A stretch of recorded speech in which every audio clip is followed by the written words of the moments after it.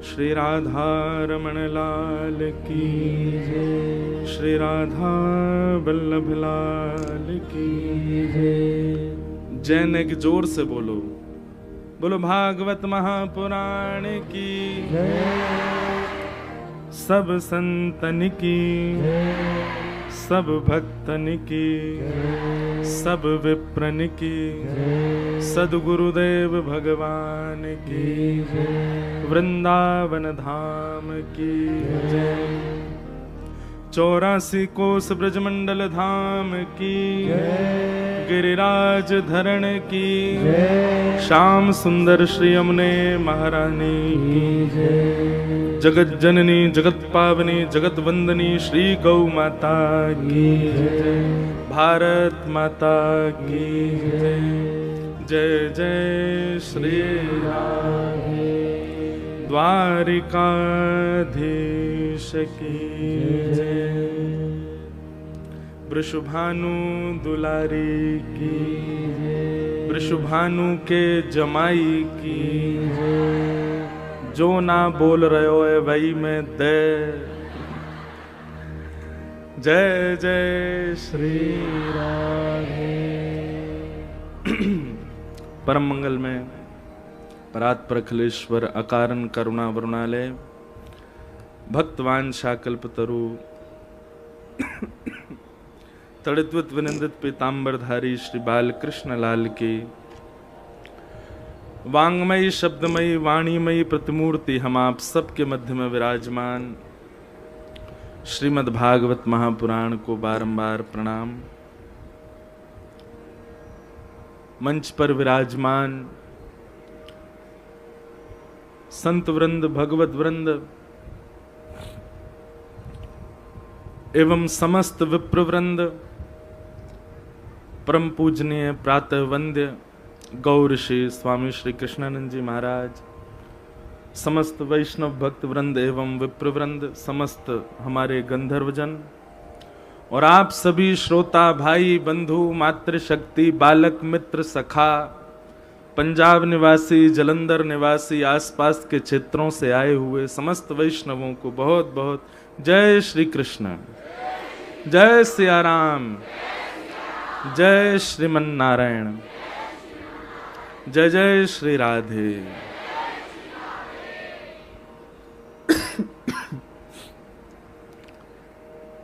परम कृपा ठाकुर जी की हम आप सब लोगों पर हुई है।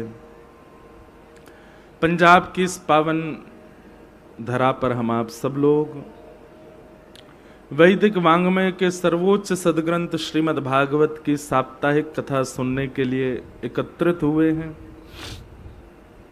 दास का ये परम सौभाग्य है कि भगवत वाणी गाने के लिए ठाकुर जी ने हमको चुना है और केवल भगवत वाणी गाने के लिए ही इस तन का प्रयोग ठाकुर जी ले रहे हैं। कितने सौभाग्य की बात है। आप कहेंगे आप अपना सौभाग्य खुद ही बता रहे हो, पर सौभाग्य संसार के किसी विषय में निपुणता प्राप्त करना ये सौभाग्य नहीं है, पर आपसे और आपके शरीर से आपके जीवन से ठाकुर जी की सेवा के अलावा और कोई काम ही नहीं बनता। ये आपका सबसे बड़ा सौभाग्य है। हम आपको ये नहीं कह रहे कि आप हाथ पे हाथ धर के बैठे रहो, निठल्ले हो जाओ, बिल्कुल खाली बैठो। हम कोई खाली बैठते हैं? एक क्षण खाली नहीं बैठते। पर हमारा शरीर और हमारा जीवन संसार के किसी प्रयोग में आ ही नहीं सकता। अगर आप चाहें कि महाराज जी को किसी कंपनी का सीईओ बना दो तो कंपनी ठप हो जाएगी। अगर आप चाहो कि हमें किसी स्कूल का प्रिंसिपल बना दो तो हो सकता है बच्चे सारे फेल हो जाएं।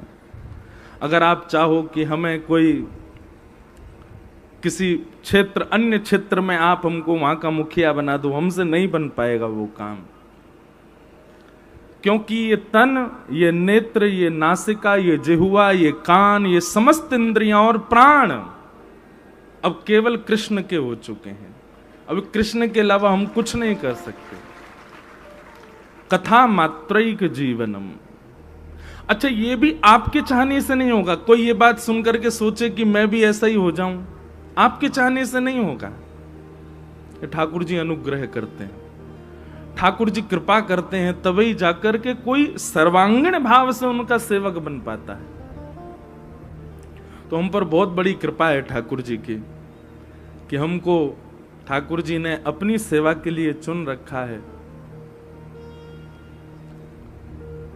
और कैसी आनंद की बात है, दुनिया के लोगों को ठाकुर जी के लिए समय निकालना पड़ता है, पर हमारा जीवन ऐसा बन गया है कि हमको दुनिया के लिए समय निकालना पड़ता है, बाकी पूरे दिन ठाकुर जी में लगे रहें। आज ये पंजाब की कथा प्रारंभ हो रही है, प्रथम कथा हमारी पंजाब में। जालंधर केस, हमारे सब भाई बंधु वैष्णव भक्त वृंदों का बहुत दिनों से मन था। जालंधर कथा करीब 2 वर्षों से चर्चा में तो थी कि कब होगी कब होगी कब होगी। अब जाकर के ये शुभ घड़ी आई और अब जाकर के ठाकुर जी ने ये सौभाग्य प्रदान किया दास को कि हम यहाँ कथा सुनाने आए हैं। पंजाब की ये भूमि सामान्य नहीं है, साधारण नहीं है।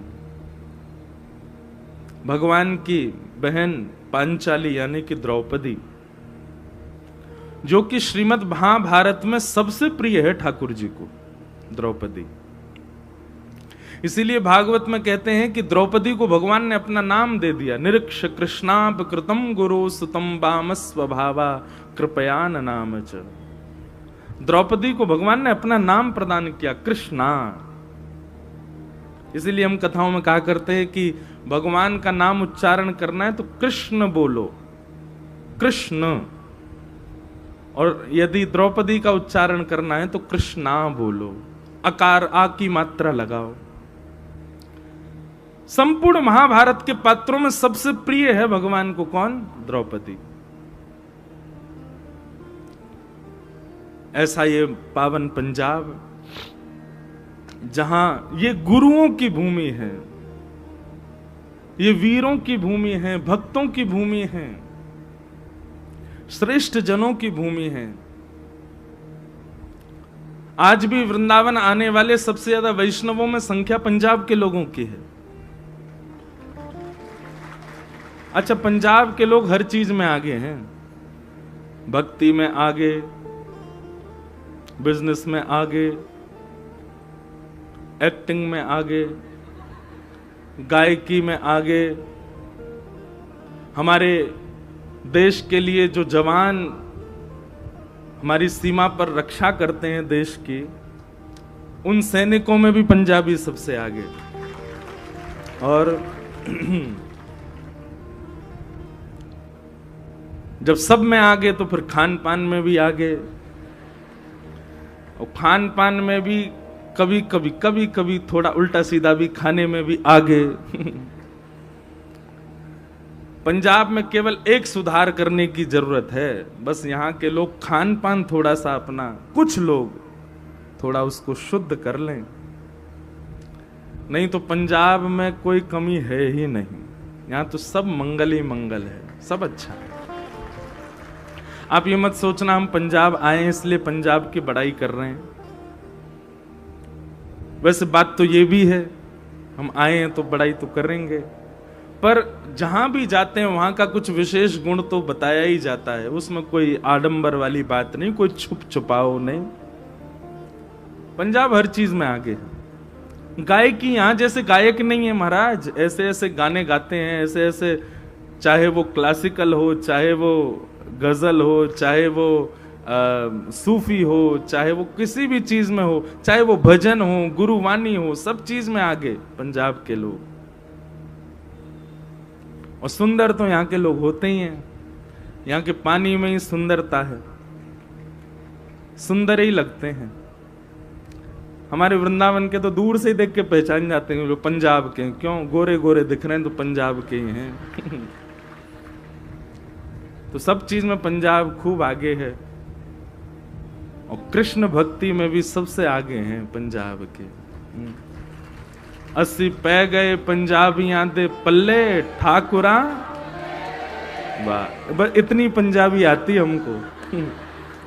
इससे ज्यादा तो अब आप सब लोग सिखा देना थोड़ी बहुत, तो फिर नहीं तो भैया हम तो ब्रजवासी हैं, ब्रज में ही कथा करेंगे, ब्रज भाषा में ही बोलेंगे, समझ में आ जाए तो बढ़िया बात है।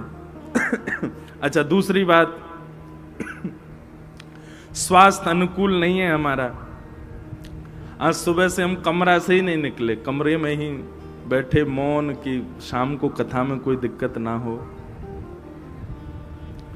पर थोड़ा सा स्वास्थ्य अनुकूल है, यदि सेवा में हमसे कोई आज की कथा में, कल तक तो हम स्वस्थ हो ही जाएंगे, आज की सेवा में कोई हमसे थोड़ी बहुत त्रुटि बने तो आप सब क्षमा कीजिएगा। बीच बीच में थोड़ा अवरोध आ सकता है गले का, उसके लिए आप सबको प्रणाम। मंच पर विराजमान हैं परम पूजनीय गौ ऋषि स्वामी श्री कृष्णानंद जी महाराज। हमने अपने जीवन में व्यासपीठ पर बैठने से पहले पूज्य पिताजी महाराज की कथाओं में बहुत प्रवचन किए। हमारे पिताजी कथा में ले जाते थे जब भी छुट्टी होती थी, कि ताकि हम मंच पर बैठ करके थोड़ा अभ्यास करें, तो भीड़ के सामने बोलने का एक अभ्यास हो, लोगों को थोड़ा समझा जाए सभा कैसी होती है, कथा का क्रम कैसा होता है। सबसे पहला हमने अपना जीवन का जो प्रवचन किया, जिनको सुनाया तो हमारे श्रोता महाराज जी थे। सबसे पहला प्रवचन महाराज जी के सानिध्य में ही हुआ। आज प्रथम कथा पंजाब की भी महाराज जी के सानिध्य में ही हो रही है, ये हमारे लिए सौभाग्य की बात है। अब बंधुओं, आज प्रथम दिन है, कथा का थोड़ा विलंब भी हुआ है, पर कल से कथा बिल्कुल अपने समय से प्रारंभ होगी। विश्राम कब होगी उसका समय निर्धारित नहीं है, पर प्रारंभ का, अब ये भी देखो अद्भुतता है, पूरी दुनिया में जिस समय कथा विश्राम होती है पंजाब में तब शुरू हो रही है। पूरी दुनिया में कथा 7, सवा 7, 7:30 तक विश्राम होती है, यहां तो 7 बजे प्रारंभ हो रही है। पर कल से कथा का समय 6 बजे से है, और हमें पता है आप सब लोग समय से आ गए थे, हम भी तैयार थे, बस हमको जब फोन आया कि आप आ जाओ तो हम आए हैं। पर कल से हम प्रयास करेंगे कि बिल्कुल समय से ही कथा प्रारंभ हो, आप सब लोगों को भी सुख मिले। आज प्रथम दिवस है कथा का, महात्म की चर्चा की जाती है प्रथम दिन कथा में। हम लोग भी थोड़ी बहुत महात्म की चर्चा, बीच बीच में कुछ ब्रज की चर्चा, भाव आदि हम सब सुनेंगे। आप सब लोग बिल्कुल ध्यान पूर्वक कुछ बातों का ध्यान रखिएगा कथा में। सबसे पहली बात,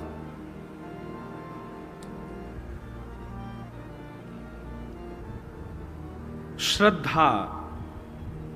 श्रद्धा विहरितम यज्ञम तामसम परिचिक्षते।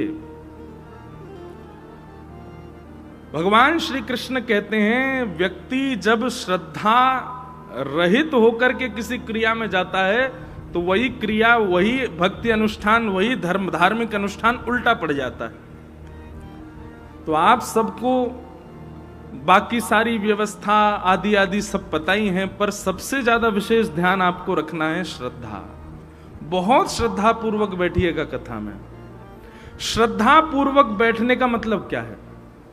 श्रद्धा पूर्वक बैठने का मतलब है फिर किसी भी भाव में दोष ना दिखना। समझ में आ रही है बात? सब लोग इधर देखो, बहुत ध्यान से सुनो। श्रद्धा युक्त होने का मतलब क्या है? फिर किसी भी भाव में अश्रद्धा उत्पन्न ना होना, उसी को श्रद्धा युक्त होना मानते हैं।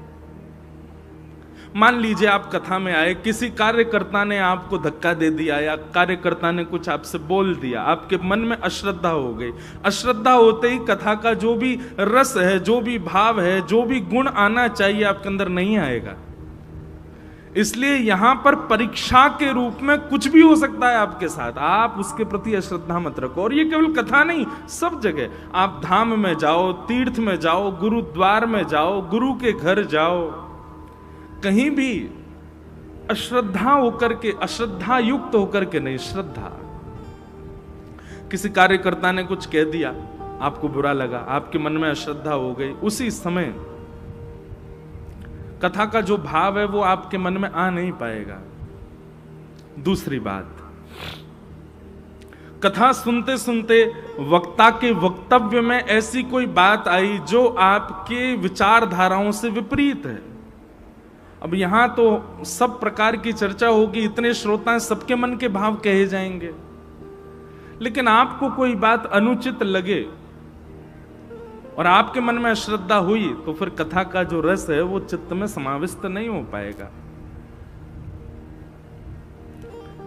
किसी श्रोता के भाव से, किसी भजन के भाव से, किसी प्रसाद के भाव से, किसी भी रूप में आपके चित्त में यदि अश्रद्धा आई तो कथा का भाव नष्ट हो जाएगा।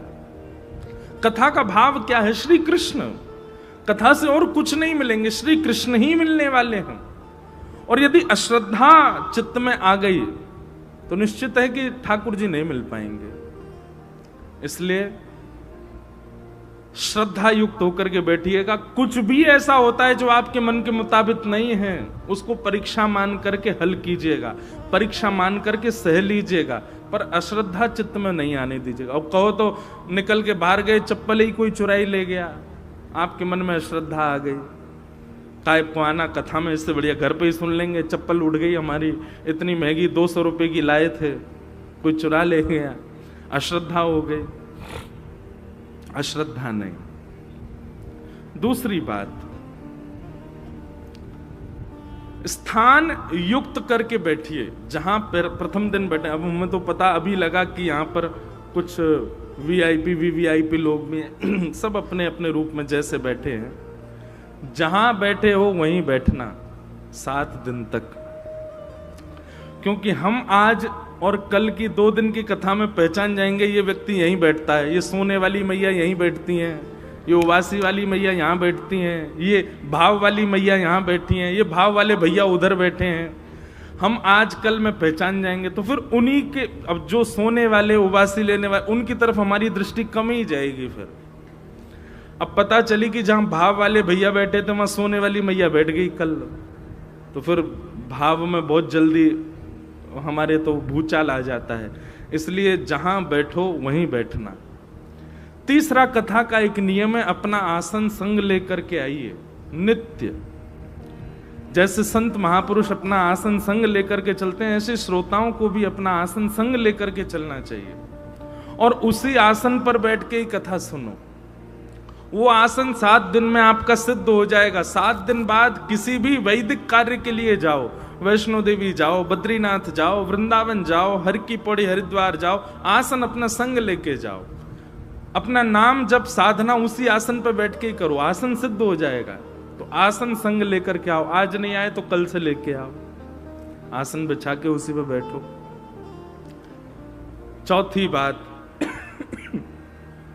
कथा के बीच में किसी भी प्रकार से अपने मन को इधर उधर भटकने मत दो। कोई आ रहा है, कोई जा रहा है, उसको आने जाने दो, आप उसकी तरफ मत देखो। आप अपना ध्यान केंद्रित, सावधान तय श्रृणु, बिल्कुल सावधानी से कथा सुनो। और अंतिम 5वीं बात, हम सबके पास एक आधुनिक यंत्र है जिसका नाम क्या है? कर्ण पिशाचनी, कान की पिशाचनी सबके पास है। ये यंत्र यदि कथा के प्रयोग में आता है, कथा सुनने के लिए आता है, संत जनों की वाणी सुनने के लिए आता है, तो ये साक्षात नारद जी हैं हमारे साथ में। लेकिन इसका प्रयोग केवल फालतू की चीजों के लिए, तो ये कर्ण पिशाचनी, इसको जितना हो सके फ्लाइट मोड पर ही रखिएगा।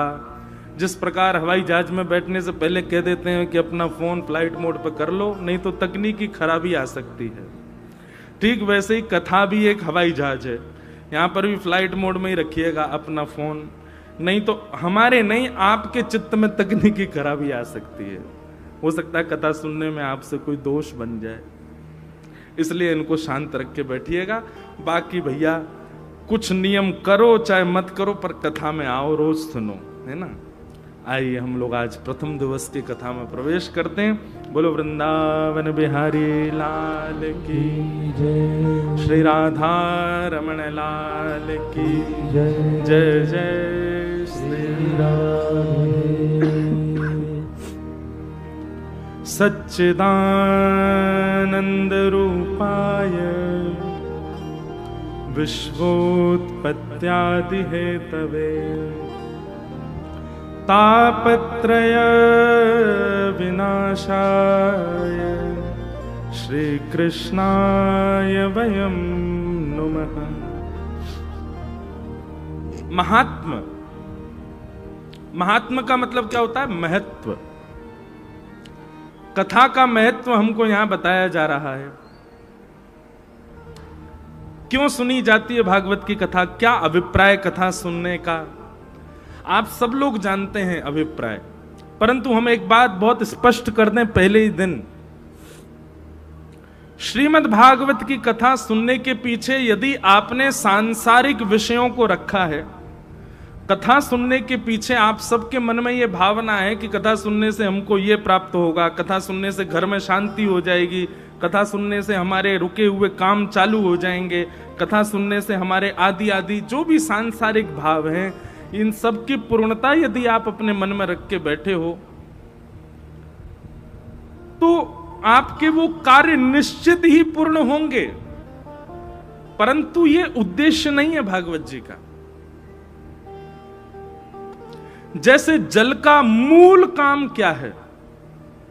आपकी प्यास बुझाना, आपको शीतलता देना, पर उस जल से और भी कुछ किया जाता है। क्या? स्नान करके तन का मैल भी मिटाया जाता है, उस जल से दूषित स्थान को स्वच्छ किया जाता है, उस जल से कहीं अग्नि प्रज्वलित हो गई हो तो बुझाया जाता है, उस जल से कई कई क्रियाएं की जाती हैं, पर मूल काम क्या है उस जल का? आपकी प्यास को बुझाना, आपको शीतलता प्रदान करना। ऐसे ही श्रीमद् भागवत से आपके रुके हुए काम बन जाएंगे, आपके घर के जो कलेश हैं शांत हो जाएंगे, आपको मुक्ति मिल जाएगी, आपके जीवन में बहुत कुछ जो जो आप सोच के बैठे हो सब होगा। पितृ मुक्त हो जाएंगे, पितृ शांति हो जाएगी, पितृ दोष नाश हो जाएगा, आदि आदि जो भी आप पर ये मूल उद्देश्य नहीं है भागवत जी का। भागवत जी का मूल उद्देश्य क्या है? कृष्ण प्राप्ति करम शश्वत साधनम तद्वदाधुना। यहां पर सौनकादि ऋषियों ने प्रश्न किया कि भगवत प्राप्ति का सर्वश्रेष्ठ साधन क्या है? तब सूत जी महाराज कहते हैं कि कृष्ण प्राप्ति का इस कलिकाल में सर्वश्रेष्ठ साधन यदि कोई है तो श्रीमद् भागवती वार्ता, भागवत की कथा। समझ में आई बात? मूल उद्देश्य केवल और केवल राधा माधव की प्राप्ति है। कथा का आश्रय आपने अन्य अन्य साधनों के लिए क्या निश्चित पूर्ण होंगे, पर कथा का आपने आश्रय केवल कृष्ण प्राप्ति के लिए किया तो आप 7 वर्ष 7 दिन, बहुत दूर की बात है, 7 मिनट में आपको अपने चित्त में ही श्री ठाकुर जी का अनुभव होने लग जाएगा। ऐसे श्रीमद् भागवत की अनुकंपा है। भागवत जी क्षण भर में ठाकुर जी का अनुभव करा देते हैं। हम तो अपनी कथा में कहते हैं भागवत जी नहीं होती तो मीराबाई भी हमको प्राप्त नहीं होती, गोस्वामी सूरदास जी, गोस्वामी तुलसीदास जी, ये आदि आदि जितने भी हमारे रसिक जन हैं, इन सबको हमको प्रदान करने वाली श्रीमद् भागवत की कथा है। मतलब उन सबके चित्त में जब कृष्ण भक्ति प्रकट हुई तभी तो वो हमको सूरदास के रूप में मिले, तभी तो मीराबाई के रूप में मिली।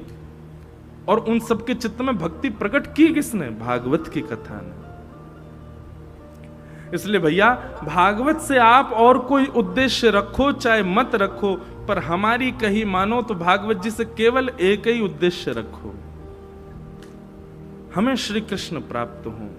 श्री कृष्ण प्राप्त होने का मतलब आप क्या समझते हैं? वंशी बजाते त्रिभंग लली ठाकुर जी चलते भाई आके आपके बगल में बैठ जाएंगे? नहीं। सदैव याद रखना, कृष्ण प्राप्ति का मतलब प्रत्यक्ष कृष्ण नहीं है। कृष्ण प्राप्ति का मतलब कृष्ण अनुभूतियां हैं, फिर अनुभव होता है। आप चलते हुए मार्ग में भी किसी आकृति को देखोगे तो वो आकृति भी कृष्ण जैसी दिखेगी। आप किसी व्यक्ति विशेष को भी देखोगे तो उस व्यक्ति में भी आपको कृष्ण स्वरूप दिखेगा।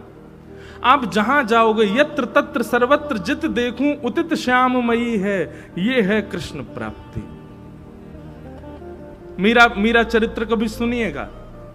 मीराबाई को ठाकुर जी मिल नहीं गए, पर मीराबाई को अनुभव होता था, अनुभूतियां होती थीं। तमाल वृक्ष को देखती तो दूर से देख करके घूंघट कर लेती मीराबाई। क्यों? कोई पूछता ये घूंघट क्यों किया? बोले श्याम सुंदर खड़े हैं सामने। अब दूसरे को तो वो वृक्ष दिख रहा है, पर मीराबाई को साक्षात श्री कृष्ण दिख रहे हैं। तो कृष्ण प्राप्ति का मतलब प्रत्यक्ष ठाकुर जी आपके सामने खड़े हो नहीं, अनुभव होगा। अनुभूति के रूप में श्री कृष्ण मिलेंगे। अनुभूति, और ऐसी अनुभूतियां कथा सुनने के बाद में होने लगेंगी आपको। फिर बादल की आकृति में भी लगेगा कि ये तो वंशी है। हवाई जहाज में उड़ोगे, खिड़की से झांकोगे तो बादल लगेंगे ये तो मोर पंख है। यमुना जी में जाकर के देखोगे तो यमुना जी की आकृति में दिखेगा कि श्याम सुंदर हैं। सूर्य ढलने पर आकाश में दिखने वाली जो ओजस्वी तेजें हैं उनमें भी ऐसा लगेगा श्याम सुंदर हैं। किसी वृक्ष को देखोगे, किसी मानव को देखोगे, किसी पर्वत श्रृंखला को देखोगे तो वहां पर भी आपको आकृतियां दिखने लगेंगी। ऐसी प्रथम अनुभूतियां होती हैं जब कृष्ण प्राप्त होते हैं। कृष्ण मिलेंगे तो सबसे पहले अनुभूतियां प्रारंभ होंगी। कृष्ण मिलने वाले होंगे तो दूसरा लक्षण यह होगा कि किसी में दोष नहीं दिखेगा, सब गुणयुक्त, सब भले ही बहुत गुणयुक्त नहीं, पर हां जिसको भी देखोगे उसको देख के ये जरूर लगेगा ये मुझसे ज्यादा तो गुणवान ही है, मैं इसके सामने कुछ नहीं। कृष्ण नहीं मिले तो ये अनुभूति रहती है कि मैं सर्वगुण संपन्न, पर कृष्ण मिल जाते हैं तो लगता है सब सर्वगुण संपन्न, मुझ में ही गुण की अभी कमी है। ऐसी अनुभूतियां जब चित्त में उत्पन्न होती हैं तब समझा जाता है कि आपने कथा सुनी है। कथा सुनने के बाद में वृंदावन से प्रेम हो जाना, कथा सुनने के बाद में वृंदावन जाने का बहुत मन करना, कथा सुनने के बाद में राधा रमण, राधा वल्लभ, वृंदावन बिहारी लाल की बहुत इच्छा दर्शन की होना, ये सबके साथ हो जाता है। पर कुछ लक्षण हैं जो जालंधर में रहते हुए आपको होने लग जाएंगे, वो प्रमाणित करते हैं कि आप कथा के श्रोता हो।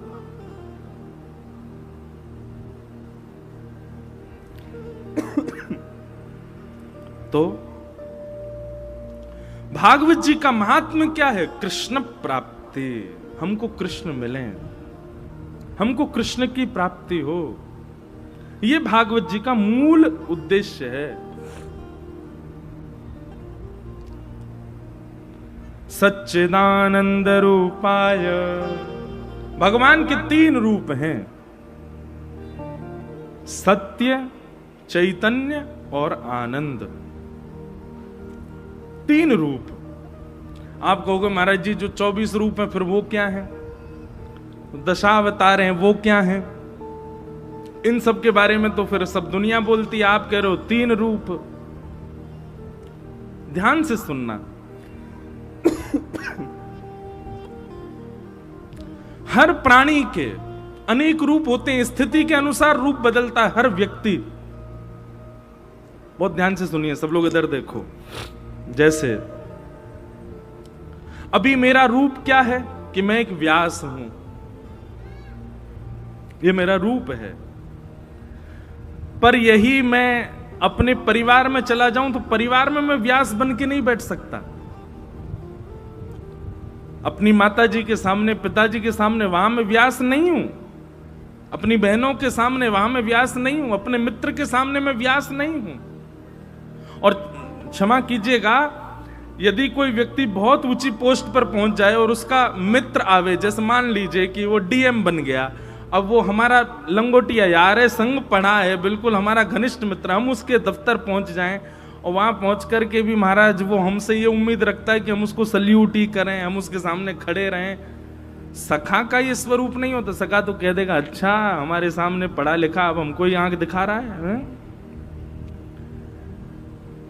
हर व्यक्ति के रूप अलग अलग होते हैं। प्रोफेशनल अलग होता है, कैजुअल अलग होता है, स्थिति के अनुसार हर व्यक्ति रूप बदलता है। भगवान के तीन ही रूप हैं, या तो वो सत्य हैं, या फिर वो चैतन्य हैं, और या फिर वो आनंद है। वो परब्रह्म हैं तो भी इन तीनों रूपों में हैं, और वो नंद नंदन कृष्ण हैं तो भी इन तीन रूपों में हैं। वो ब्रज में हैं तो भी इन तीन रूपों में हैं, वो द्वारिका में हैं तो भी इन तीन रूपों में हैं, सत्य, चैतन्य और आनंद। ये भगवान के तीन रूप हैं।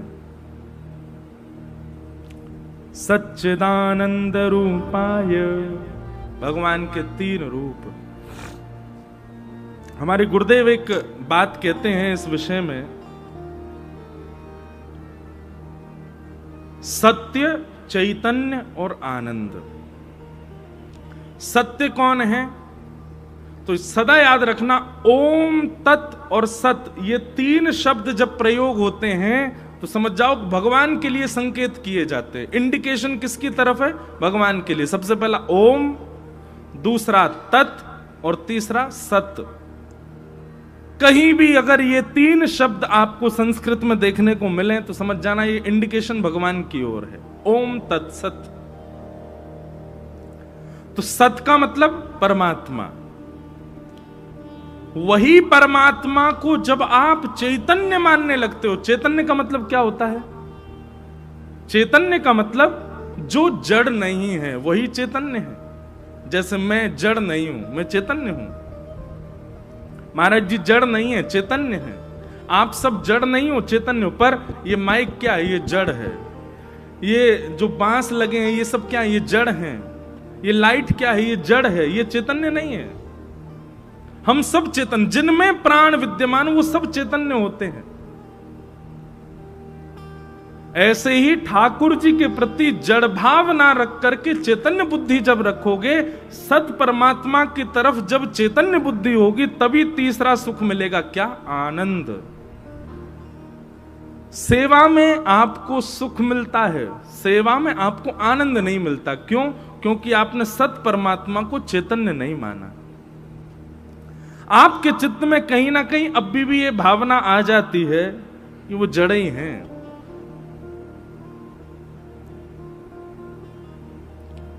उनके प्रति जड़ बुद्धि आ जाती है। जड़ बुद्धि मतलब धातु बुद्धि। ये तो मार्बल के हैं, ये तो अष्ट धातु के हैं, ये तो इतने के हैं, ये तो उतने के हैं। अभी कोई आते हैं सब लोग मिलने वृंदावन में, तो अभी भी किसी ने मुझसे पूछा, बोले महाराज जी हम गोपाल जी की सेवा ले जाए। मैं ले जाओ। बोले तो फिर उसका मोल देने में हमको बहुत कष्ट होता है चित्त में। जब ठाकुर जी हमारे हैं तो फिर उनको मोल दे के क्यों खरीद रहे हैं हम? मैंने कहा मैया उसको मोल मत समझो। तो क्या समझें? मैंने कहा ऐसा समझो, हमारे ठाकुर जी इतने दिनाते कोई और के घर में बैठे, अब हम वाके यहां से ठाकुर जी को ले जा रहे हैं, और वाकू ले जावे की खुशी में बधाई दे के जा रहे हैं। वाकू मोल नहीं दे रहे हैं, बधाई दे जा रहे हैं। भावना क्या रखो? बधाई दे के जा रहे हैं। कितने अब वहां तो देखो मोल भाव, दुकानदार तो बोलता ही है इतने के हैं, इतने के हैं, इतने के हैं। अगर आपके चित्त में वास्तव में ठाकुर जी के प्रति चैतन्य भाव होगा ना, अब मैं इसका बढ़ावा नहीं दे रहा कि बहुत महंगे लगावे आदि। मेरे को तो बहुत कष्ट हो कि अगर कोई ये कह दे भाई इतने महंगे थोड़ी गोपाल जी, इतने महंगे तो नहीं है, थोड़े कम करो। गोपाल जी सोचते होंगे अच्छा तो को अभी भी महंगो लग रहा हूं मैं। अरे अपनी पूरी संपत्ति लुटा देगो तो भी मुझे खरीदना है पावेगो, और तू यहां यूं सोच रहा है कि मैं इतना महंगो। हमारी बुद्धि तो भैया ये कहती है कि सामने वाला व्यक्ति जितनो मोल बता दे वहां से ज्यादा दे करके लेके आओ, और बधाई के रूप में दे के आओ, मोल के रूप में नहीं। और उनको भी यही कहो। हम तो ब्रज में भी जो हमारे सब ठाकुर जी को स्वरूप बनावे, हम तो उनसे भी प्रार्थना करेंगे कि आज के बाद कोई भी आपकी दुकान पे आवे तो वाकू ये बताना ही नहीं है कि ये ठाकुर जी इतने के हैं, ये ठाकुर जी इतने के हैं, बल्कि ऐसा कहो जाए इन ठाकुर जी की बधाई न्योछावर इतनी है, इन ठाकुर जी की बधाई न्योछावर इतनी है, इन ठाकुर जी की बधाई न्योछावर। अब तो सुनो, बधाई न्योछावर दुकानदार बोलेगा तो सामने वाले को भी मन नहीं होगा क्यों करवाऊं। भाई बधाई है तो जितनी बोले उतनी दे देते हैं।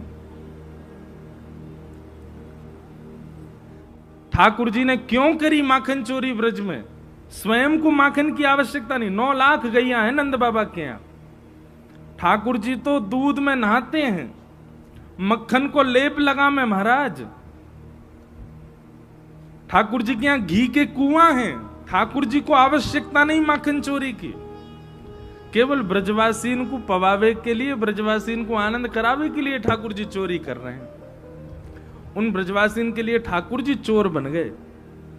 और स्वयं तो ठाकुर जी नेके ही पामे चोरी करके। कहा करें? बोले मरकान भोक्षण विभजति सचेन नात्रि भांडम भिनत्ति।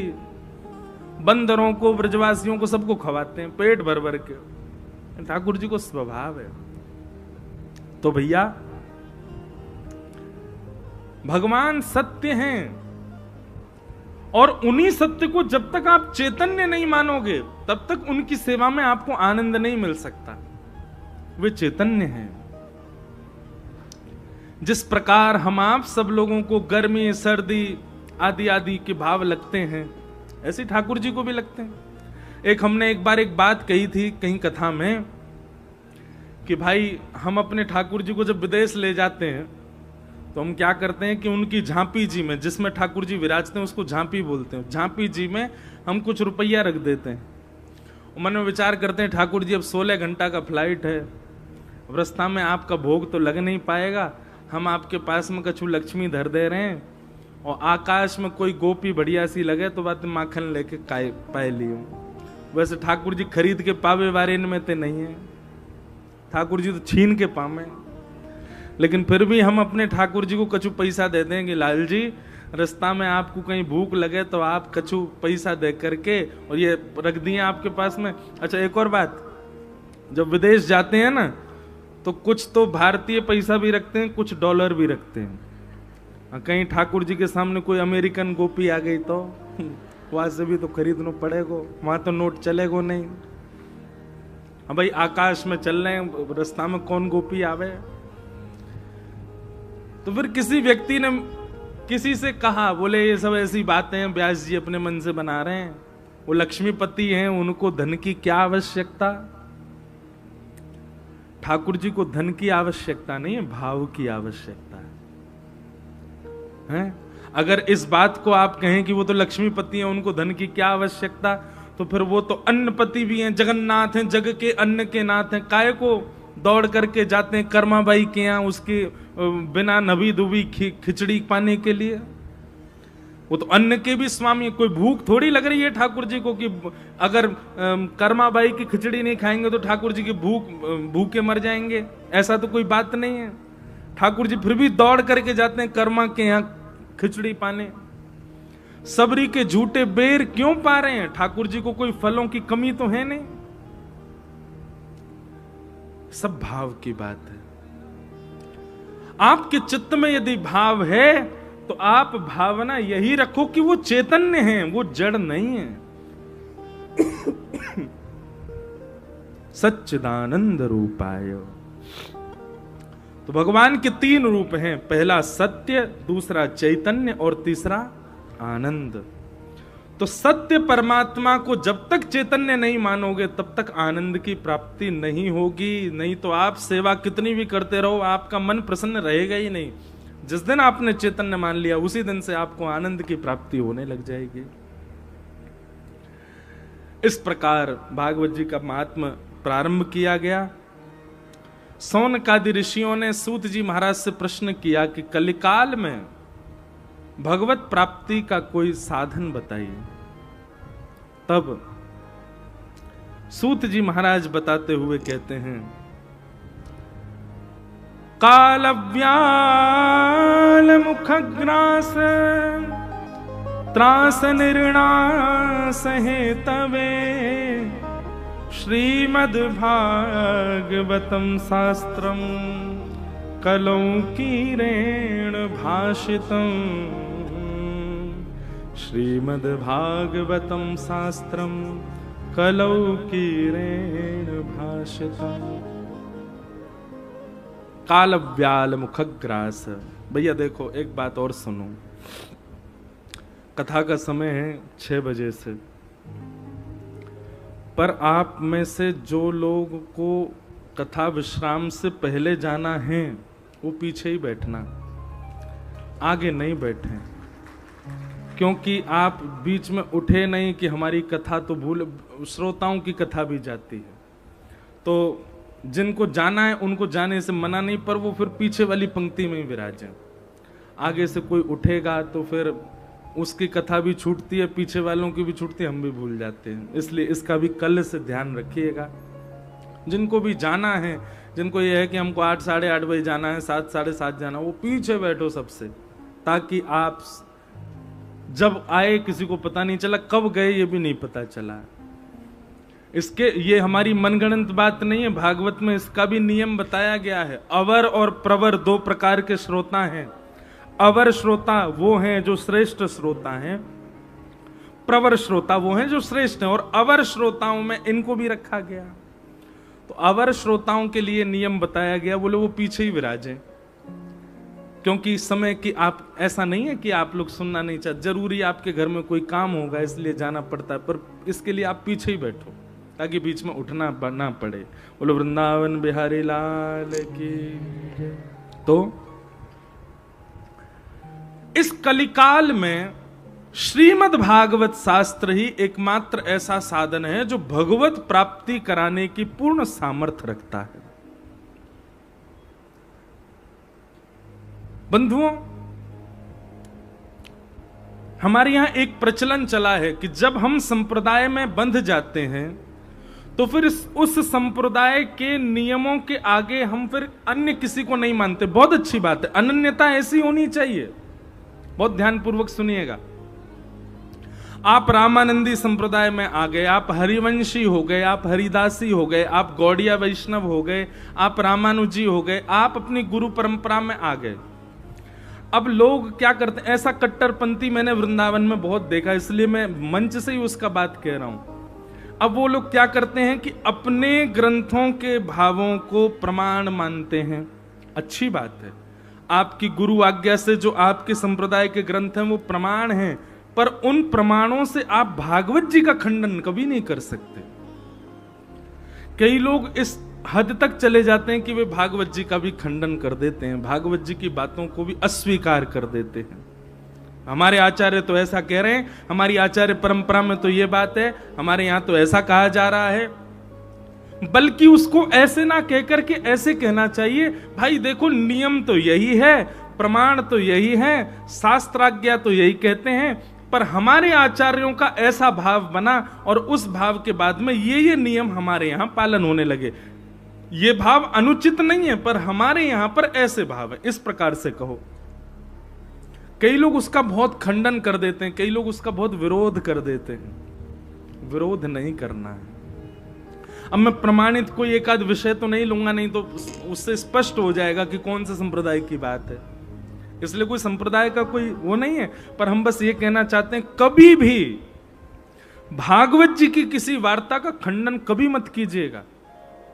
चाहे वो श्री रामानंदाचार्य हों, चाहे वो हमारे श्री रामानुजाचार्य हों, चाहे वो हितरवंश महाप्रभु हों, चाहे स्वामी श्री हरदास जी महाराज हों, चाहे श्रीमद वल्लभाचार्य हों, सबने भागवत जी के आश्रयों से ही और भागवत जी की वाणियों से ही अपने अपने मार्गों को चुना।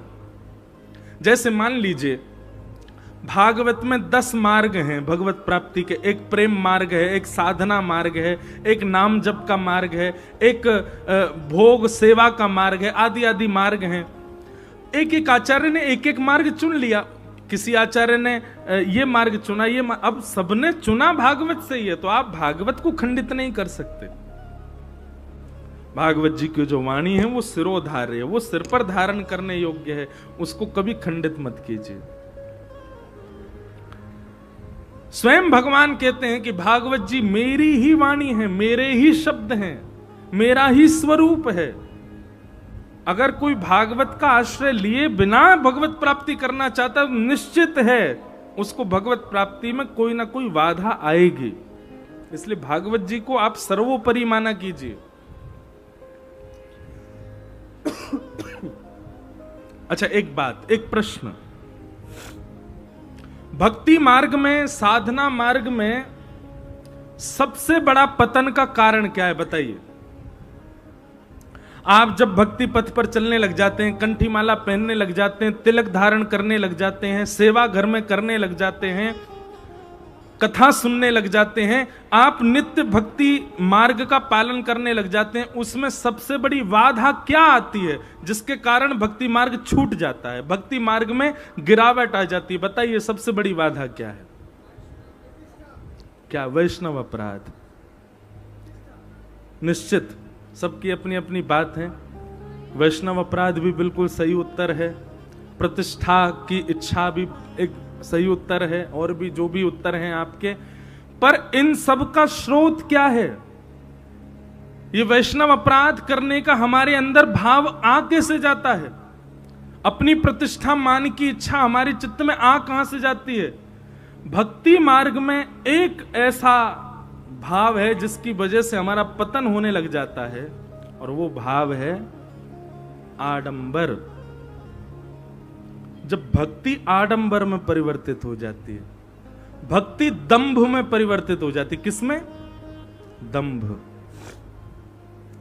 आपने प्रारंभ तो किया था भक्ति मार्ग से, पर आपकी भक्ति को देख के 4 लोगों ने प्रशंसा कर दी, अब उसके बाद क्या हुआ? वही दंभ होने लगा। दंभ मतलब अब वो वास्तविकता नहीं, अब वो केवल दिखावा मात्र है। आपने क्षणिक भी, एक क्षण के लिए भी दिखावा किया भक्ति मार्ग में, तो दंभ के आते ही वैष्णव अपराध भी आप करने लग जाओगे, नाम के प्रति अपराध भी आपसे बनेगा, धाम के प्रति अपराध भी आपसे बनेगा, लीला के प्रति अपराध भी आपसे बनेगा, और कथा के प्रति अपराध भी आपसे बनेगा। इसलिए आपके चित्त में कोई भी अपराध की भावना, किसी भी प्रकार की मान प्रतिष्ठा की भावना, दोष देखने की भावना, वैष्णव अपराध की भावना चित्त में आ रही है, तो निश्चित ही आपके चित्त में कहीं ना कहीं दंभ है। भक्ति मार्ग में सबसे बड़े पतन का कारण है दंभ। कभी भी दंभ मत करो। नहीं मन लग रहा भक्ति में तो मत करो 4 दिन, पर दंभ मत करो। नई भावना उत्पन्न हो रही तो मत जाइए 2 दिन कथा में, पर दंभ मत करो। दंभ का मतलब यह नहीं होता कि मन नहीं कर रहा कथा, आपका मन नहीं हो रहा कि कथा में नहीं जाना, अभी मन नहीं हो रहा, लेकिन फिर भी आपने ये विचार किया कोई बात नहीं, मन नहीं हो रहा फिर भी चलो, ये दंभ नहीं है। दंभ किसको कहते हैं? मन नहीं हो रहा कथा में जाने का, पर ओहो पड़ोसी भी जा रहा है, वो भी जा रहे हैं, ओ मेरे रिश्तेदार भी आ रहे हैं, वो लोग वहां जाएंगे, और वहां जाकर के जब मुझको नहीं देखेंगे तो उनके मन में आएगा कथा हो रही है, वो नहीं आ रहा। इस भावना से कथा में आना, यही दंभ है। इसी भावना से वृंदावन जाना, गिरिराज जी परिक्रमा करना, तिलक लगाना, कंठी माला पहनना, ये सब इस भावना से कि वो क्या कहेगा, ये दंभ है। हम धोती पहनते हैं, अब धोती पहनने के बाद में अब मन में कभी कोई, कई बार घर में कई बच्चे होते हैं, कई परिवार के दूर के रिश्तेदार नातेदार आते हैं, वो लोग कहते हैं अरे घर का ही तो कार्यक्रम है, अब तो आप पैंट पहन लो, अब तो आप ये पहन। मैंने कहा क्यों? ये दंभ है क्या कि भारी पहन के रखना, घर में नहीं पहनना है? हम तो क्रिकेट खेलने जाते हैं तो भी धोती पहन के जाते हैं, खूब छक्का मारते हैं। एक जगह से हमको इनविटेशन आया, बोले महाराज जी एक कोई ऐसे लीग होती रहती है ना, तो ऐसी एक लीग हो रही थी,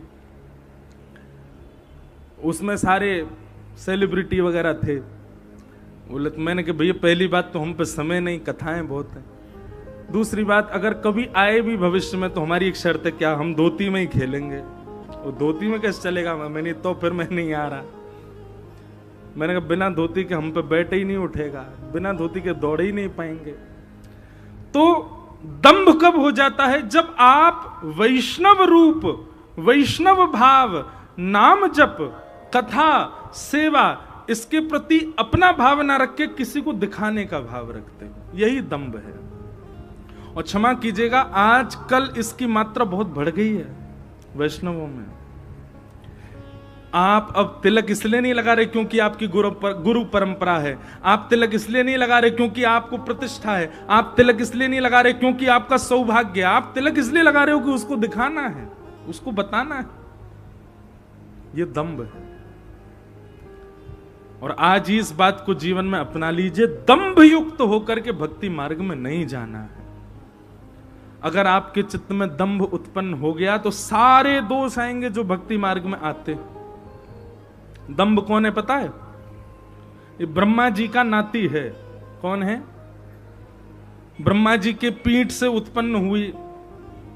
उत्पन्न हुए भगवान ब्रह्मा जी के पुत्र पाप, और उन्हीं के पुत्र का नाम है दंभ। तो एक बार सुनो दंभ किसको कहते हैं। एक बार ब्रह्मा जी के नाती ने अपने पिताजी से कहा, बोले हम दादाजी से मिलने जा रहे हैं। सब लोग इधर देखो ध्यान से। तो पिताजी ने कहा, हाँ बेटा जाओ। तो ब्रह्मलोक गया दंभ अपने दादाजी से मिलने, ब्रह्मा जी से मिलने। कैसे गया? बढ़िया त्रिपुंड लगाया, चौड़ी चोटी रखी, गले में खूब सारी मालाएं पहन ली, नीचे धोती पहन ली, खड़ाऊ पहन लिए, वेद मंत्र उच्चारण करता हुआ कमंडल हाथ में लेकर के महाराज माला इतनी तीव्र गति से चल रही है कि एक क्षण में जाने कितनी मालाएं कर ले रहा है। यही तो दंभ है।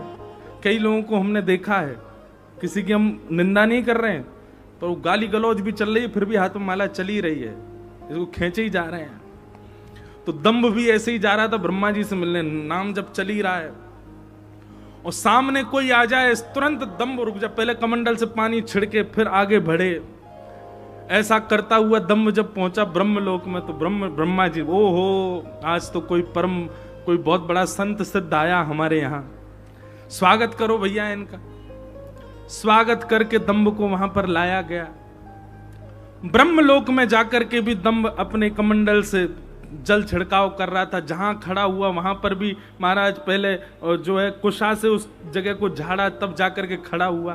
ब्रह्मा जी अपने आसन से ही खड़े हो गए, बोले भगवान आप ब्रह्मलोक में आए, आपका बहुत बहुत स्वागत, विराजमान हो जाइए। कहने लगा, बोले कि यहां मेरे बैठने लायक कोई जगह ही नहीं है, सब अपवित्र है। इसको दंभ कहते हैं, इतना ऊंचा। ब्रह्मलोक ही अपवित्र है उसके लिए। तो ब्रह्मा जी बोले तो आप एक काम करो, आप चल के आओ, हमारी गोद में बैठ जाओ। ब्रह्मा की गोद में तो बैठ ही सकते हो।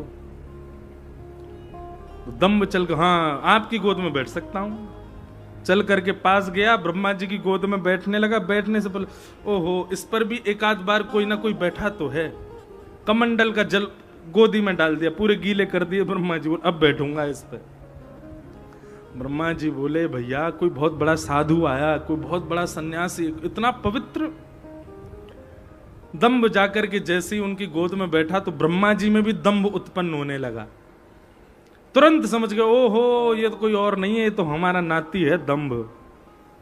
दंभ का मतलब क्या होता है? केवल आडंबर, केवल दिखावा, वास्तविकता उसमें कुछ भी नहीं है। भक्ति में पतन का सबसे पहला कारण, जिससे सारे अपराध बनते हैं भक्तों से, वो सबसे पहला कारण है दंभ। कंठी माला, तिलक, स्वरूप, सेवा, इसको सौभाग्य से कीजिए। कथा सौभाग्य से सुनने जाइए, वृंदावन सौभाग्य और खूब आनंद में जाइए, कभी दंभ में मत जाइएगा। आप एक बार भी दंभ में आसक्त होकर के यदि भक्ति मार्ग में आए तो पतन होगा ही होगा। तो इस कलिकाल में भगवत प्राप्ति का सर्वश्रेष्ठ साधन क्या है? श्रीमद् भागवत की कथा। सौनकादि ऋषियों ने सूत जी से कहा, बोले भागवत की कथा किसने किसको पहले सुनाई, हमें इसके बारे में बताओ। तब सूत जी ने बताया, बोले पहली बार ये भागवत की कथा सनक सनंदन सनातन सनत कुमारों ने नारद जी को सुनाई। तब पूछा गया, बोले नारद जी तो एक जगह टिकते नहीं, उनको तो शाप लगा है, वो भ्रमण करते रहते हैं, वो एक जगह बैठ करके उन्होंने कथा कैसे सुनी? तो बंधुओं एक बात शास्त्रों में कही जाती है, शाप, दोष, पाप, ये जितने भी हमारे ऊपर लगाए जाते हैं ना दोष, ये सब कथा में लागू नहीं होते। कथा में कोई भी दोष लागू नहीं होता, कोई भी शाप लागू नहीं होता। और हां एक और बात, कोई वरदान भी लागू नहीं होता। कथा में आप न्यूट्रल होते हो, शून्य होते हो। जितने पुण्य हैं, जितने पाप हैं, जितने शाप हैं, जितने दोष हैं, वो सब यहां से बाहर जाती पुनः लग जाएंगे आपको। लेकिन यहां आते जैसे बैठोगे तो यहां आप पूर्ण रूपेण शून्य हो। यहां पर आपको कोई शाप, कोई दोष, कोई पाप, कोई पुण्य, कुछ नहीं है आपके पास। आप खाली हो, और खाली होके बैठोगे तभी ज्ञान आएगा, नहीं तो नहीं आएगा। युक्त होकर के बैठोगे तो कहीं भी धारण नहीं कर पाओगे। इसलिए कथा में नारद जी बैठ गए, क्यों? क्योंकि वहां शाप लगता नहीं है। तो नारद जी महाराज बैठे, सौनकादि ऋषियों ने कथा सुनाई। तो बोले कथा सुनने का कारण क्या था? तब नारद जी ने अपना पूरा भाव बताया कि पृथ्वी पर भ्रमण करते हुए नारद जी जब वृंदावन गए तो वृंदावन में जाकर के उन्होंने देखा कि एक परम सुंदरी की गोद में 2 वृद्ध हैं। वो परम सुंदरी भक्ति महारानी और उसके 2 पुत्र ही वृद्ध होकर के उसकी गोद में हैं, ज्ञान और वैराग्य। एक बात याद रखिएगा बंधु, भक्ति हम सबके चित्त में है, भक्ति हम सबके पास है। यहां जितने भी लोग इस पंडाल में बैठे निश्चित ही सब भक्ति युक्त हैं, पर हम फिर भी भक्ति होने के बाद भी प्रसन्न क्यों नहीं है? कहीं ना कहीं क्षोभ, कहीं ना कहीं पीड़ा, कहीं ना कहीं हम सब लोग दुखी तो हैं। क्यों? क्योंकि भक्ति के 2 पुत्र हैं, वो हमारे पास नहीं है। और बिना पुत्र के मां प्रसन्न नहीं रहती। और पुत्र कौन है? ज्ञान और वैराग्य।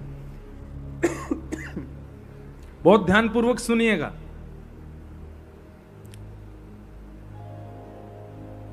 ज्ञान और वैराग्य, जीवन में भक्ति के साथ में ज्ञान और वैराग्य दोनों का होना आवश्यक है। पर यहां ज्ञान वो नहीं जो आप समझ रहे हो, और यहां वैराग्य भी वो नहीं जो आप समझ रहे हो। अभी ज्ञान आप क्या समझ रहे हैं?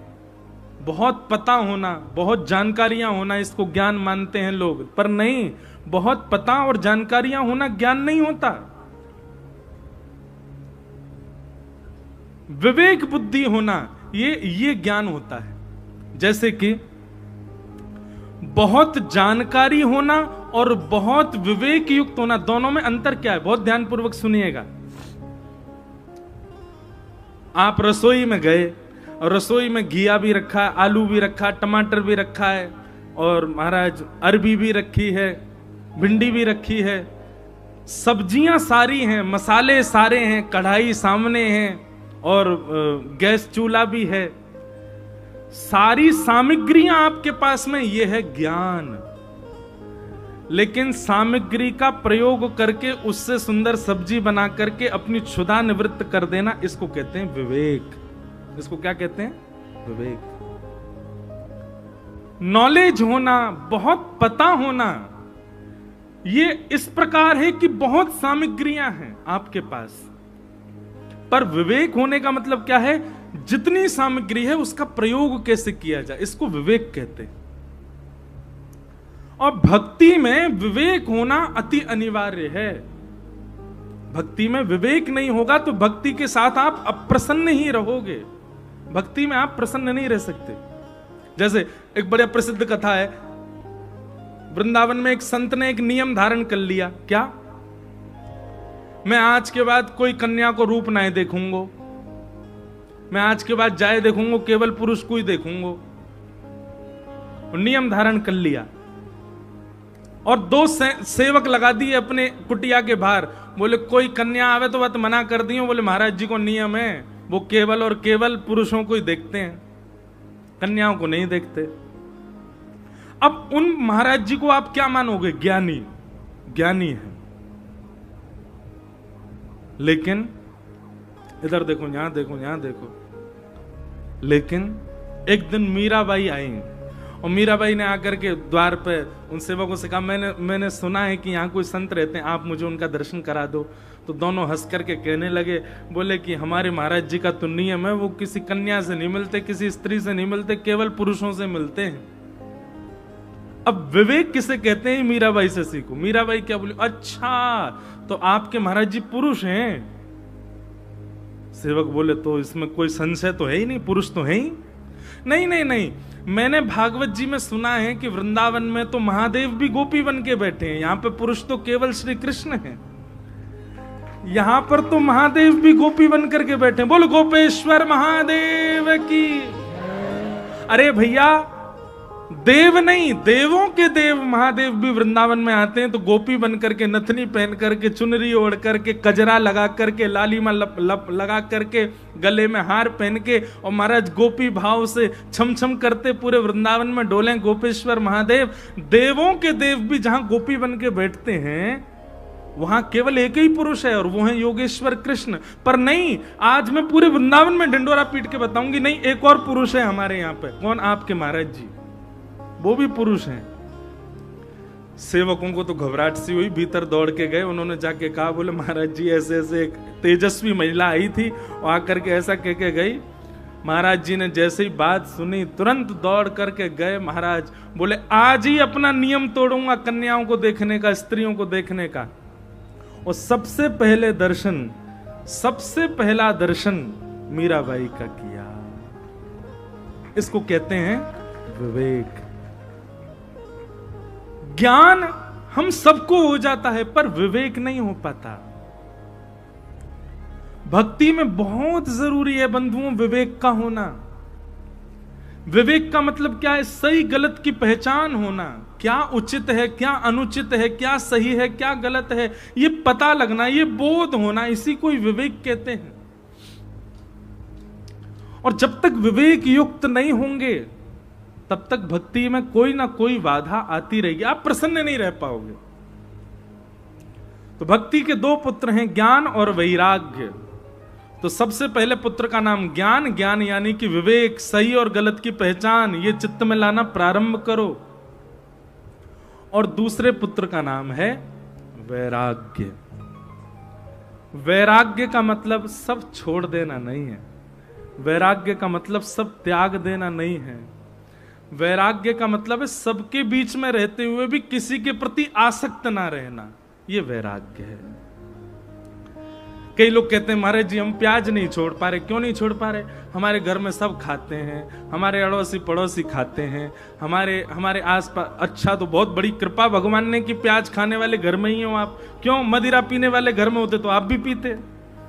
माता जी भी पी रही हैं, पिताजी भी पी रहे हैं, हम कैसे छोड़ दें महाराज जी? सब खाते पीते हैं तो हम भी खाते पीते हैं।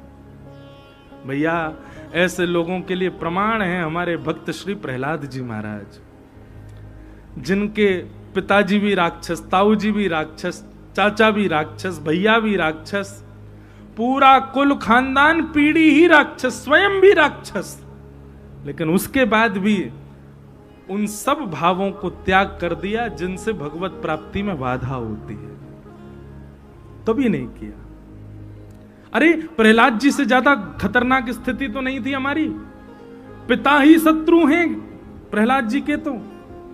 पर ऐसी स्थिति में भी प्रहलाद जी महाराज ने उन सब भावों का त्याग नहीं किया।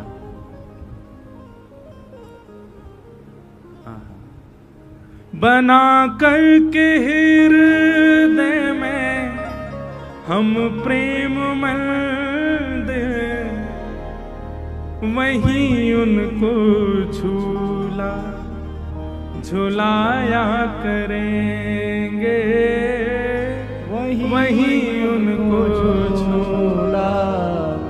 झुलाया करेंगे। एक बात सुन लीजिए, आप एक बार भी श्री कृष्ण के प्रति प्रेम अपने चित्त में यदि प्रकट कर चुके हो तो फिर संसार में चाहे कैसी भी स्थिति आ जाए वैसे रहो जैसे ठाकुर जी को प्रिय लगे।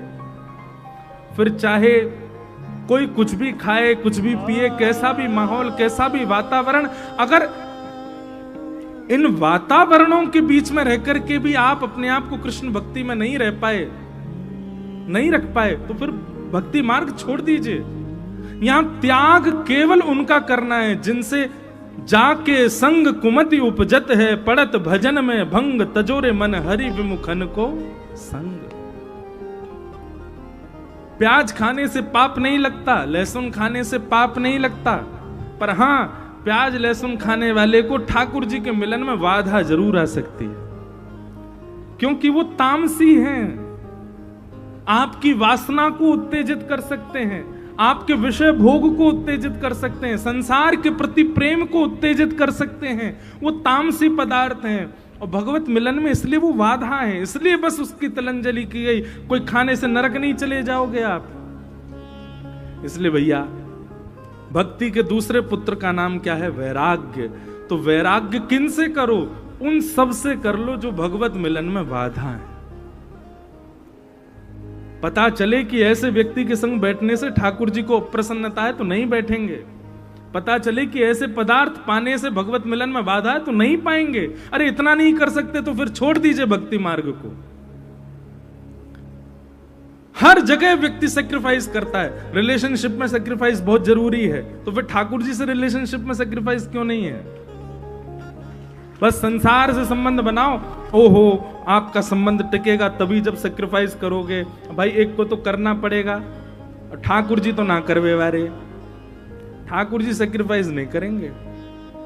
वो पहले से ही बता रहे हैं, मैं तो त्रिभंग ललित टेढ़ो मेढ़ो, मैं सेक्रीफाइस ना करूं तो करनो तो कर, मोह कौन सी गरज पड़े, मुंह पे कोई कमी थोड़ा ही है, मेरे तो हजारन भक्त हैं, सैक्रिफाइस तो करना पड़ेगा। केवल भक्ति मात्र के चित्त में आ जाने से आपको सुख नहीं मिलेगा, भक्ति में आनंद नहीं आएगा।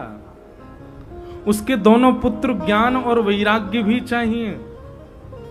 बिना पुत्र के मां उदास ही रहती है, बिना पुत्र के मां को सुख नहीं मिलता।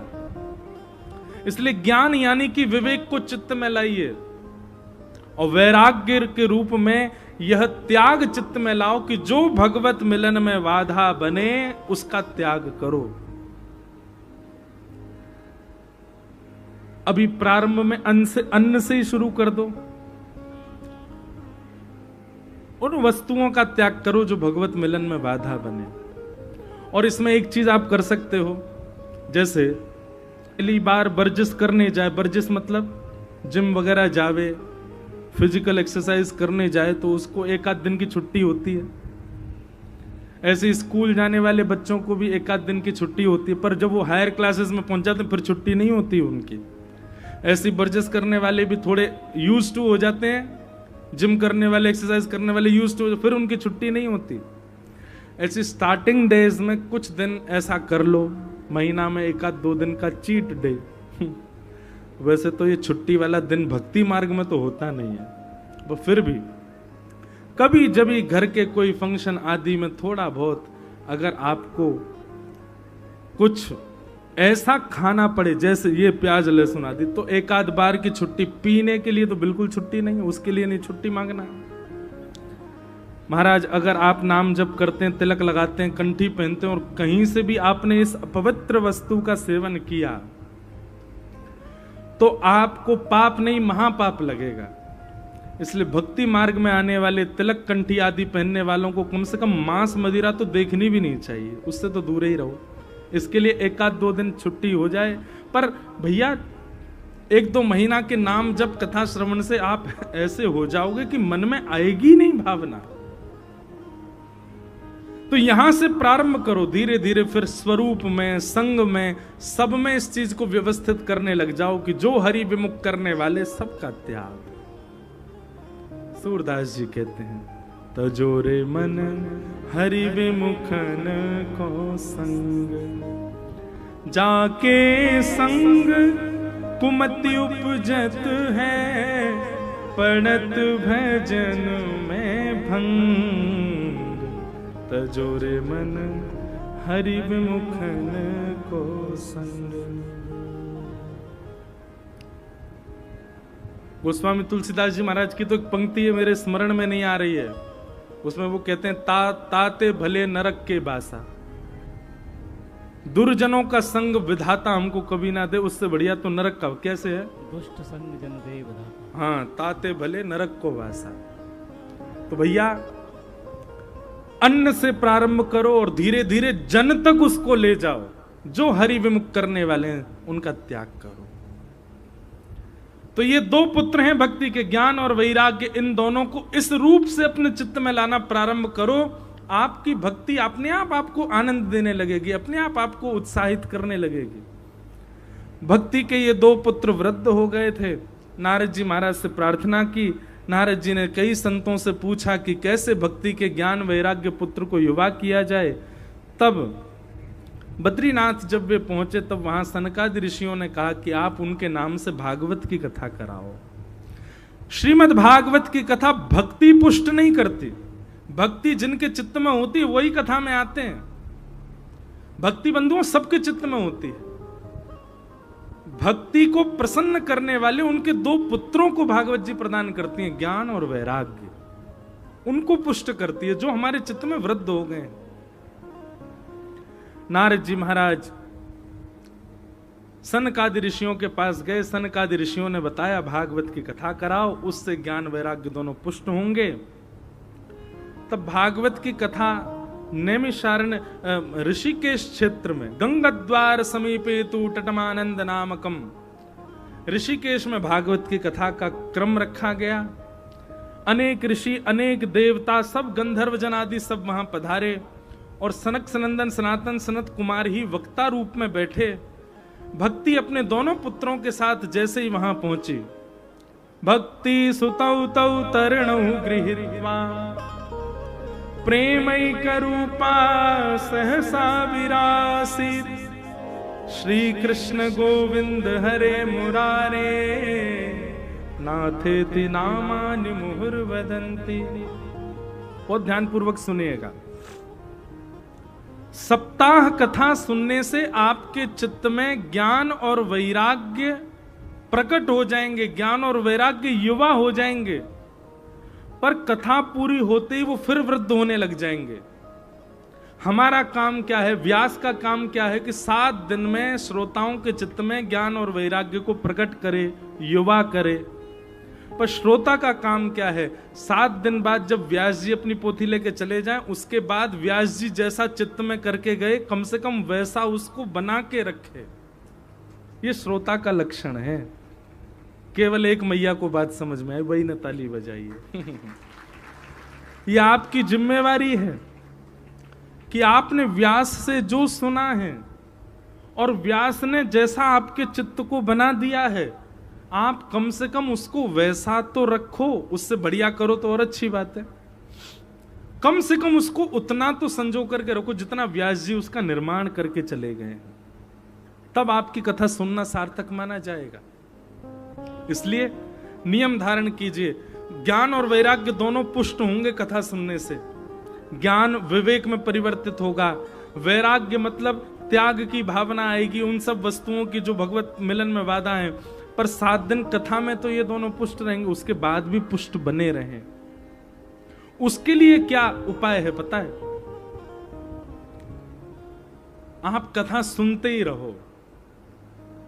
व्यास जी चले जाएं उसके बाद भी कथा सुनते ही रहो। सत्संग एक क्षण के लिए भी बंधु हर दिन का नियम बना लो। जैसे जल, जैसे अन्न, जैसे वायु हमारे तन के प्राणों के लिए अति आवश्यक है, ऐसी कथा को भी अपने पूरे 24 घंटे में एक समय प्रदान करो।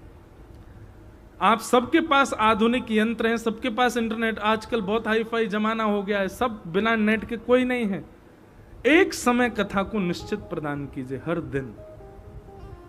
आप यदि 15 मिनट का भी सत्संग रोज सुनते हैं, कथा सुनते हैं, तो निश्चित है कि आपके चित्त के ज्ञान वैराग्य वृद्ध नहीं होंगे, अत्यंत श्रेष्ठ हो जाएं, वो तो आगे की स्थिति है। पर जितने व्यास जी बना के गए उतने तो रहेंगे, उससे गिरेंगे नहीं। ये आपका कर्तव्य है, आपको करना है। तो कथा सुनते ही महाराज ज्ञान और वैराग्य दोनों पुष्ट हो गए। पुष्ट होकर के नृत्य करने लगे। भक्ति महारानी प्रसन्न हो गई, चरणों में प्रणाम करके कहने लगी, आपकी कृपा से मेरे दोनों पुत्र युवा हो गए। अब मुझे बताइए इस कथा पंडाल में मैं कहां बैठूं? तब बहुत सुंदर आसन बताया गया कि भक्ते सुगोविंद स्वरूप कर्त्री प्रेमैक धर्त्री भवरोग हर्त्री सात्वं च तिष्ठस्व स्वसांशया निरंतरम वैष्णव मानसानि। जितने भी वैष्णव कथा में आकर के बैठ गए हैं और एक चित्त होकर के, एक निष्ठ होकर के कथा श्रवण कर रहे हैं, नारद जी महाराज कहते हैं भक्ति महारानी आप इन सबके चित्त रूपी आसन पर जाकर के विराजमान हो जाओ। तो भक्ति महारानी श्रोता के चित्त रूपी आसन पर आकर के बैठ जाती है। पर जब श्रोता देखता है, भक्ति महारानी देखती है कि आसन बार बार डामाडोल हो रहा है, कभी इधर मन जा रहा है, कभी उधर मन जा रहा है, कभी उठता है, कभी बैठता है, कभी इधर देखता है, उधर देखता है, तुरंत वो समझ जाती हैं आसन उचित नहीं है, उसका त्याग कर देते हैं। इसलिए भक्ति महारानी पहले दिन ही आसन, आपके हृदय रूपी आसन पर बैठ गई हैं, उनको अनुकूलता प्रदान करो। क्यों हम बार बार कहते हैं सावधान तय श्रृणु, इधर सुनो इधर देखो, क्यों? आप सावधानी से बैठोगे तो भक्ति जो आपके चित्त में बैठी है उसको अच्छा लगेगा, उसको अनुकूलता लगेगी। और जैसे ही आपका मन विचलित होता है इधर उधर और बार बार उठना बैठना ये सब में क्रिया, भक्ति महारानी तुरंत आसन का त्याग कर देती, बोले ये स्थिर नहीं है। अस्थिर व्यक्ति कभी कथा नहीं सुन सकता, स्थिर तो होना पड़ेगा। तो इस प्रकार भक्ति महारानी हम सबके चित्त रूपी आसन पर आकर के विराजमान हो गई। भक्ति के चित्त में विराजमान होना ये सामान्य बात नहीं है। भक्ति का हमसे स्पर्श होना, अभी क्या होता है पता है, भक्ति का स्पर्श होता है हम लोगों को, हमारे चित्त में नहीं आती भक्ति। स्पर्श होता है इसलिए कुछ दिन के लिए वृंदावन अच्छा लगता है, स्पर्श होता है इसलिए कुछ दिन के लिए सेवा अच्छी लगती है, स्पर्श होता है इसलिए कुछ दिन के लिए भक्ति भाव अच्छा लगता है, और वही जब परिवर्तित हो जाता है पुनः संसारी बन जाते हैं, तो समझ जाना चाहिए स्पर्श था भक्ति का, भक्ति आई नहीं थी चित्त में। भक्ति चित्त में आ जाएगी तो चाहे दुनिया इधर उधर हो जाए, आपके हृदय का भाव नष्ट नहीं हो सकता। एक बार वृंदावन चले गए तो फिर बार बार जाएंगे, एक बार श्री किशोरी जी का आश्रय ले लिया तो बार बार लेने का इच्छा होगी, एक बार कथा सुन ली तो फिर उसके रसिक बन जाओगे, उसके आदी हो जाओगे। स्पर्श होगा तो एक आध बार में ही पूर्ति हो जानी है, पर यदि प्रवेश होगा तो बार बार सनई सनई मन होगा बार बार जाने का।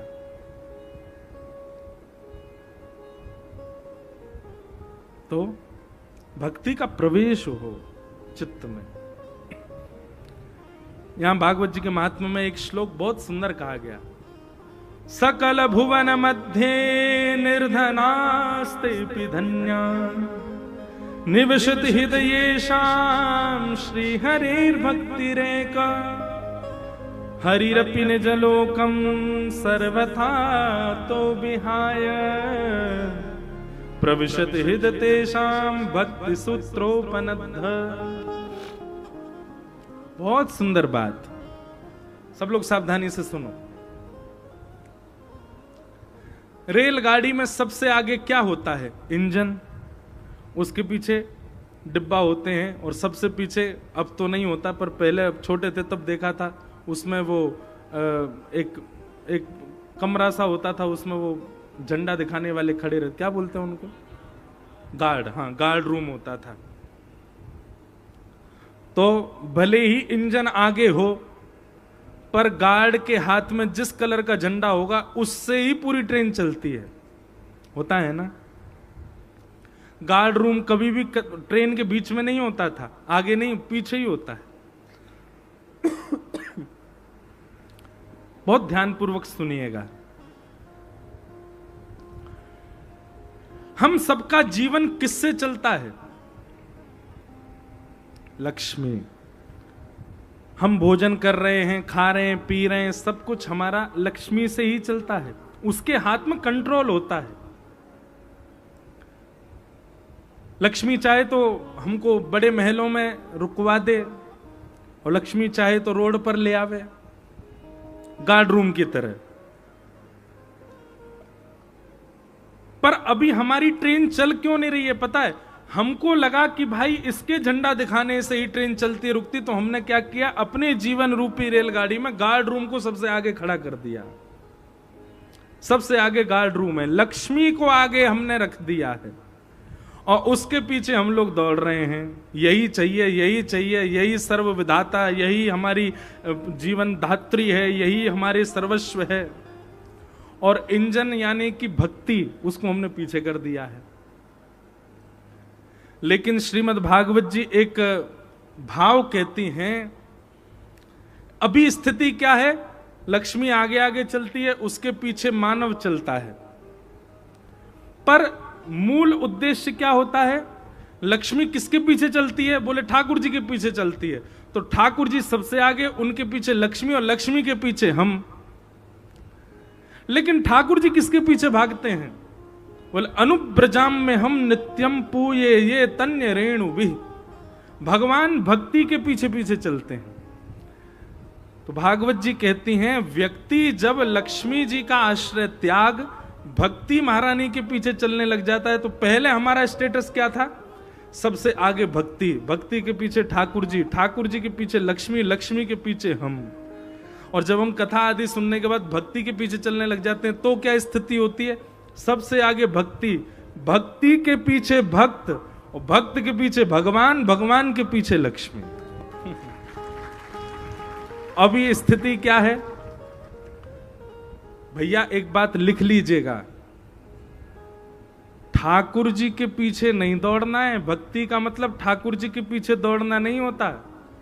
भक्ति तो तब श्रेष्ठ जानो ठाकुर जी पीछे पीछे दौड़ रहे हैं, ठाकुर जी पीछे पीछे चल रहे हैं। एक हम पद गाते हैं ना, जहां ले चलोगे वहीं मैं चलूं। ये प्रारंभिक भक्ति है, ये प्रारंभिक भक्ति, स्टार्टिंग भक्ति में हमको ऐसा कहना है ठाकुर जी से कि आप जहां ले चलोगे वहां हम चलेंगे, जहां नाथ रख दोगे वहीं मैं रहूंगा। लेकिन जब भक्ति अपनी चरम स्थिति पर पहुंच जाएगी तो ये पद हम नहीं गाएंगे, ठाकुर जी हमसे कहेंगे, तू जहां ले चले गो वहीं मैं चलूं।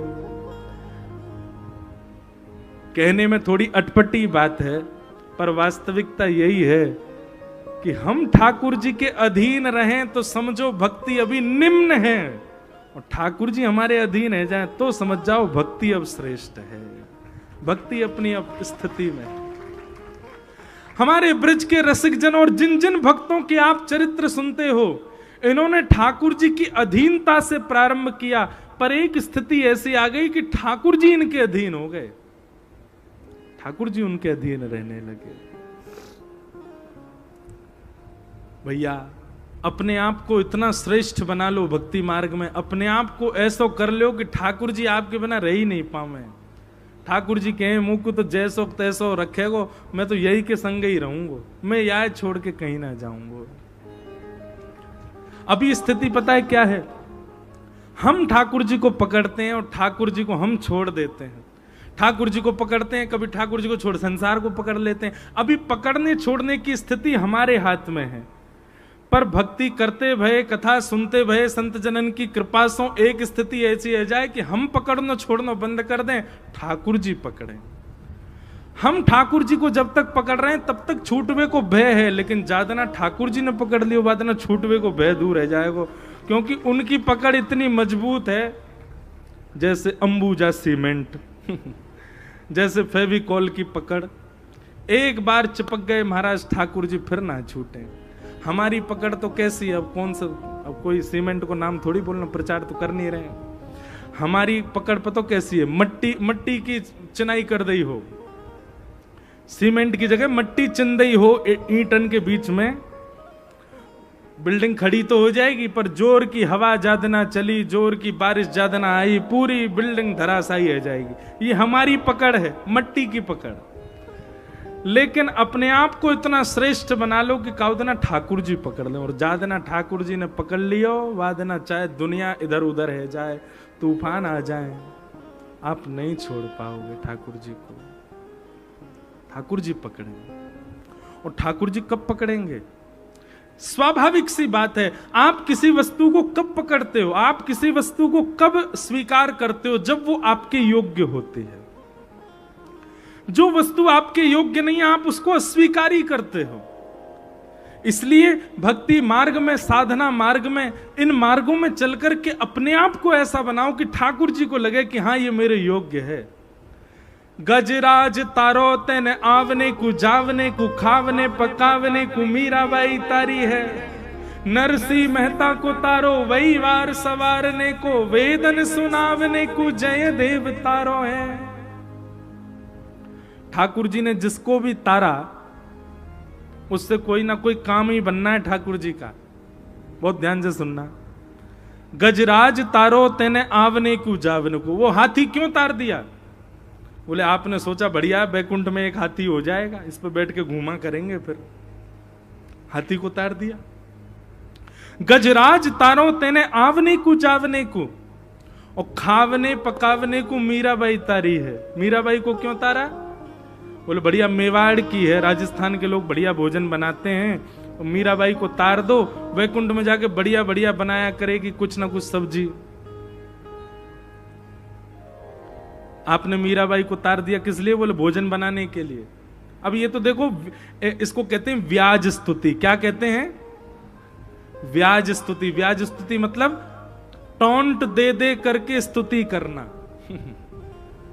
थोड़ी नोक झोंक के साथ ठाकुर जी को छेड़ते भाई अपनी बात कहना, इसको कहते हैं व्याज स्तुति। तो कह रहे हैं आपने गजेंद्र पर कोई कृपा नहीं करी, आपको सवारी करनी थी इसलिए तार दिया, मीराबाई को इसलिए तार दिया आपको भोजन बना के खिलाती। और वेदन सुनावने को जयदेव तारो है। जयदेव को क्यों तारा? बोले बढ़िया बढ़िया आपको पद सुनाएगा इसलिए आपने जयदेव को तार दिया।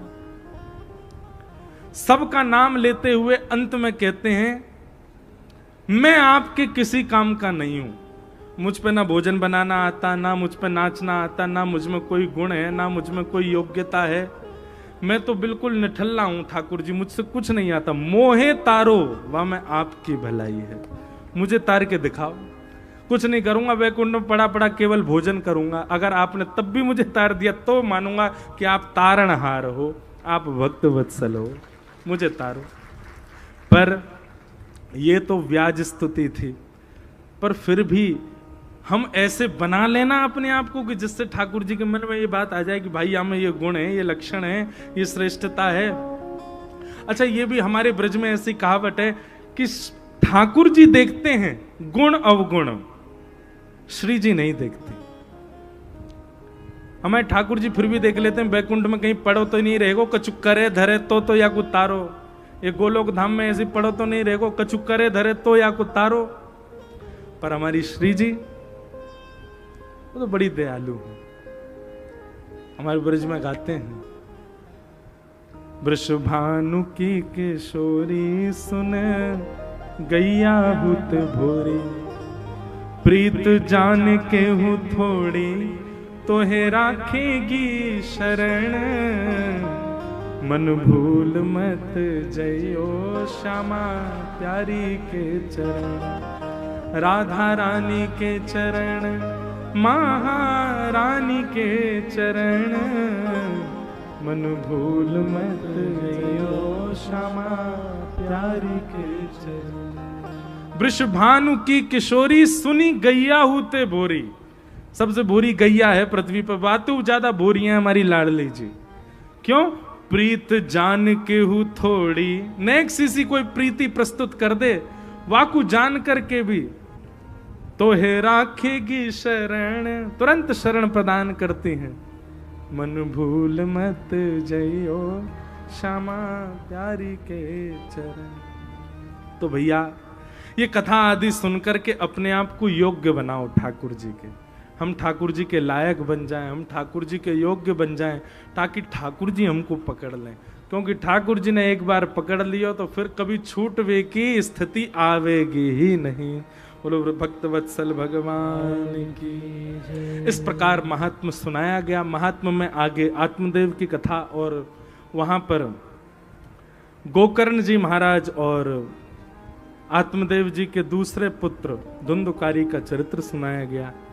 उसके विशेष मूल भाव को हम कल की कथा में सत्र में सुनाएंगे। बंधुओं, हमारी कथा का एक नियम रहता है, हर कथा के विश्राम दिवस, विश्राम में वृंदावन को याद किया जाता है। और एक बात आप बिल्कुल ध्यानपूर्वक सुन लो, अभी जलंधर 6 बजे से पहले जलंधर था, अब ये वृंदावन है। अब और तो सब रो जलंधर ही होगा, पर ये साईं दास स्कूल का जो ग्राउंड है ये तो वृंदावन ही है। कल से एक काम करके देखियो, आपसे कोई पूछे कहां जा रहे हो तो यूं ही कहियो वृंदावन जा रहे हैं, यूं मत कहियो साईं दास स्कूल जा रहे हैं। कहा कहोगे? हाँ, वृंदावन जा रहे। ओ महाराज नहीं, 7 दिना में यहीं आपको बिहारी जी के अनुभव हो जाए, यहीं आपको राधा वल्लभ जी को अनुभव हो जाए तो कहीं आओ। हमारे प्यारे गिरधर लाल जी भी हर जगह जाते हैं कथा में, यहां भी पधारे हैं। सुबह 11:30 से 12:30 दर्शन होंगे। पर हमारी प्रार्थना, इतनी संख्या में मत आ जाना, छोटे से ठाकुर जी डर जाएंगे इतनी भीड़ को देख के। थोड़े थोड़े लोग ही यहीं हो, 11:30 से 12:30 श्री गिरधर लाल जी का भी दर्शन होएगा। उन्हीं गिरधर लाल जी की कृपा से वृंदावन के सप्त नदियों को आइए हम आप सब लोग प्रणाम करें।